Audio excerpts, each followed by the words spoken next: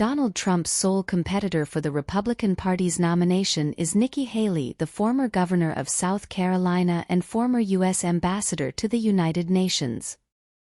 In the Republican Party, only two potential presidential candidates remain, Donald Trump and Nikki Haley.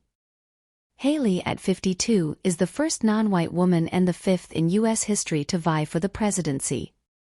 Trump played a significant role in her career, appointing her as the permanent representative to the UN in January 2017, despite her previous criticism and lack of support for his candidacy.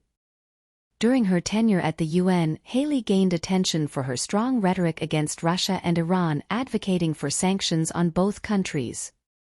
Under her leadership, the U.S. withdrew from the UN Human Rights Council, accusing it of chronic anti-Israel bias. Haley resigned from her UN ambassador post in December 2018. When offered any position in the Trump administration as her term ended, she declined, but now she has entered the presidential race.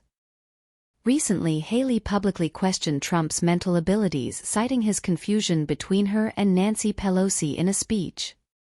Trump blamed her for the Capitol attack on January 6, 2021, alleging that she failed to ensure Capitol security by rejecting White House assistance.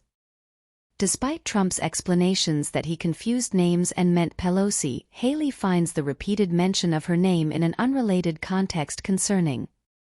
Expressing concern, Haley stated, "It bothers me, and I'm not trying to belittle anyone, but when it comes to the weight of responsibility and pressure associated with the presidency, we cannot afford to have someone whose psychological capacity to handle it is uncertain." She hinted at the age of both Biden, 81, and Trump, 77.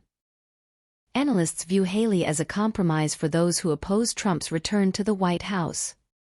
The key question is whether they believe she can defeat Joe Biden, as they prefer Democrats in the White House even less than Trump.